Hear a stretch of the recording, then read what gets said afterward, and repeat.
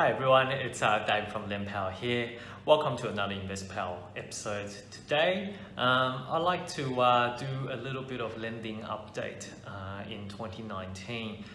Try to keep this to about one episode per month, just to keep everyone updated in terms of any changes in lending environment or anything that's happening on the financial market, so that you guys can get updated on what is currently happening with the news and so on.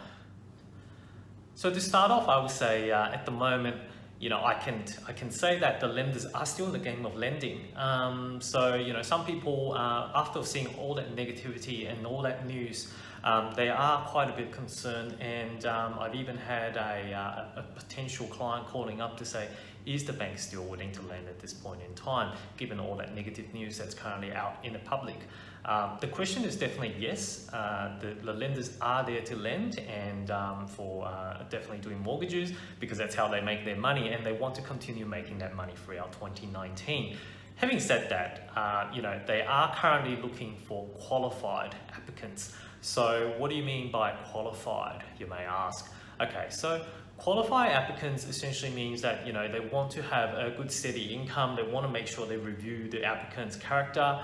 In other words, your spending patterns, how long have you been in the job, how much assets you have, how much liabilities you have, are you using afterpay, all that kind of stuff.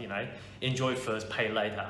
So they try to assess your character, let's just say, to see whether you are a good qualified applicant that they can take on for long term. So for January, what I'm seeing at the moment is that lending continues to be tight and difficult. So the challenges are still the same as last year. Lending criteria hasn't eased up at all at this point in time, which means it's harder to borrow money, and as such it has a flow-on effect in terms of the prices, because in particular Sydney and Melbourne, which the prices have peaked before, and due to the fact that people can't access to the borrowing money, or they can't borrow the money they need in order to buy the home, therefore there are not much interest in current property, and therefore the property prices continue to come down due to the supply and demand. So there's a lot of supplies coming up, but the buyers are not able to meet that price range. So demand goes down, and therefore lots of supply, very little demand. On that basis, prices in Sydney and Melbourne continues to look at going down. Okay. So that remains to be one of the main challenges, and the other main challenges is still around living expenses. So I know that last year there was a lot of emphasis in terms of living expenses, or what we call as the minimum HEM, household expenditure measure. At the moment, banks still put a lot of focuses on how you're spending as part of their character assessment. Like what we said before, banks still put in a lot of emphasis in terms of assessing how you're currently spending money, what are the recurring spendings that you currently have, and what are the discretionary spendings that you have. So they take a closer look at how you're spending money. Are you using that money to repay, or are you still using that money to enjoy life, as per se? So that's another one of those. And living expenses are usually underquoted, and as you could see from last year's Royal Commission, and the report will be released next month, by the way. But the living expenses, unfortunately, are usually underquoted by our clients, and therefore on that basis a lot more work is required to have a closer look at what the true monthly living expenses should be. And if it's below the minimum HEM, then we still, as brokers, we still need to use the minimum HEM for servicing calculation, which really killed a lot of the serviceability. Okay.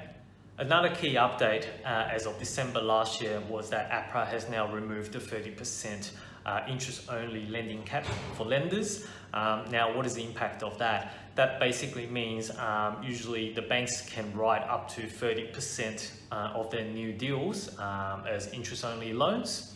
But at the moment, APRA has now removed that, so lenders can now again go over the 30% threshold. So in other words, they can write more than 30% interest-only deals. But the issue here is due to the tight servicing. Currently, I don't think any lenders are anywhere near that 30% interest-only books.